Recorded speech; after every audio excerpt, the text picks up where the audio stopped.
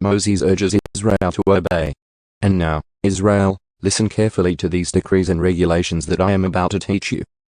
Obey them so that you may live, so you may enter and occupy the land that the Lord, the God of your ancestors, is giving you.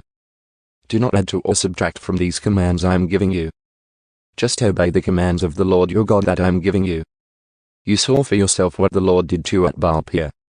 There the Lord your God destroyed everyone who had worshipped Baal, the god of Peor. But all of you who are faithful to the Lord your God are still alive today, every one of you. Look, I now teach you these decrees and regulations just as the Lord my God commanded me, so that you may obey them in the land you are about to enter and occupy. Obey them completely, and you will display your wisdom and intelligence among the surrounding nations. When they hear all these decrees, they will exclaim, "How wise and prudent are the people of this great nation! For what great nation has a God as near to them as the Lord our God is near to us whenever we call on him? And what great nation has decrees and regulations as righteous and fair as this body of instructions that I am giving you today? But watch out. Be careful never to forget what you yourself have seen. Do not let these memories escape from your mind as long as you live. And be sure to pass them on to your children and grandchildren. Never forget the day when you stood before the Lord your God at Mount Sinai, where he told me, 'Summon the people before me, and I will personally instruct them.' Then they will learn to fear me as long as they live, and they will teach their children to fear me also. You came near and stood at the foot of the mountain, while flames from the mountain shot into the sky. The mountain was shrouded in black clouds and deep darkness. And the Lord spoke to you from the heart of the fire. You heard the sound of his words but didn't see his form. There was only a voice.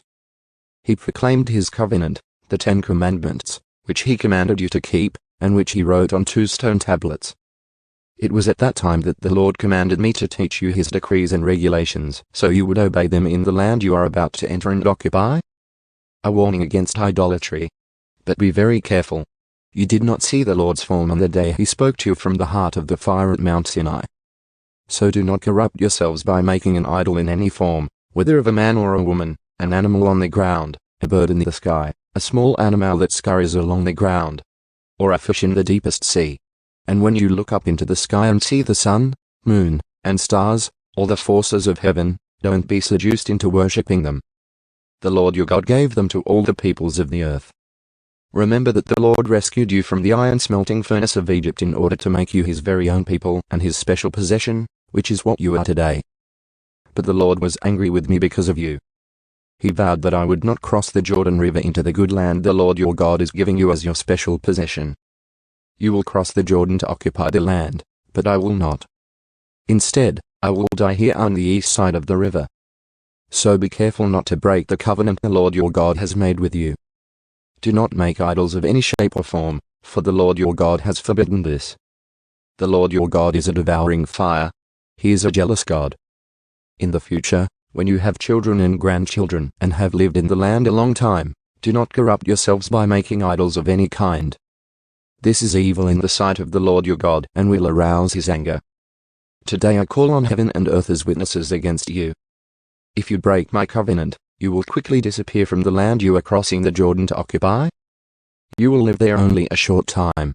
Then you will be utterly destroyed. For the Lord will scatter you among the nations, where only a few of you will survive. There, in a foreign land, you will worship idols made from wood and stone, gods that neither see nor hear nor eat nor smell. But from there you will search again for the Lord your God.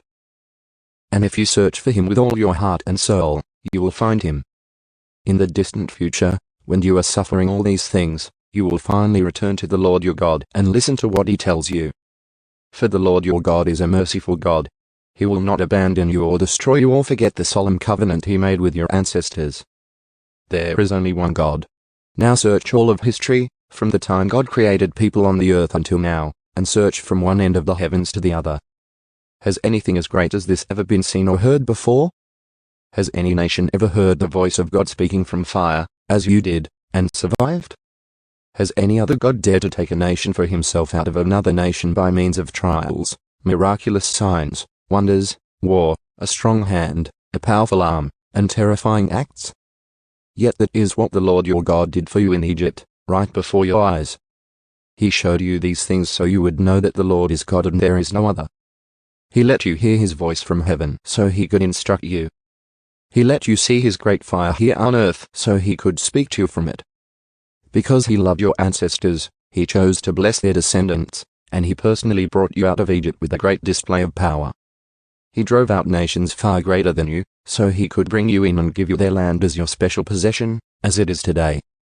So remember this and keep it firmly in mind: the Lord is God both in heaven and on earth, and there is no other. If you obey all the decrees and commands I am giving you today, all will be well with you and your children. I am giving you these instructions so you will enjoy a long life in the land the Lord your God is giving you for all time. Eastern cities of refuge. Then Moses set apart 3 cities of refuge east of the Jordan River.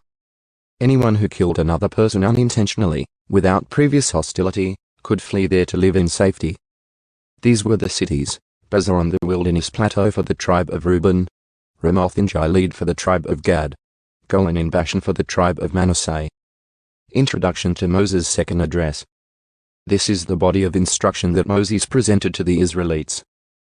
These are the laws, decrees, and regulations that Moses gave to the people of Israel when they left Egypt, and as they camped in the valley near Beth-peor east of the Jordan River. This land was formerly occupied by the Amorites under King Sin, who ruled from Heshbon. But Moses and the Israelites destroyed him and his people when they came up from Egypt. Israel took possession of his land and that of King Og of Bashan, the 2 Amorite kings east of the Jordan. So Israel conquered the entire area from Aroer at the edge of the Arnon Gorge all the way to Mount Sirion, also called Mount Hermon. And they conquered the eastern bank of the Jordan River as far south as the Dead Sea, below the slopes of Pisgah.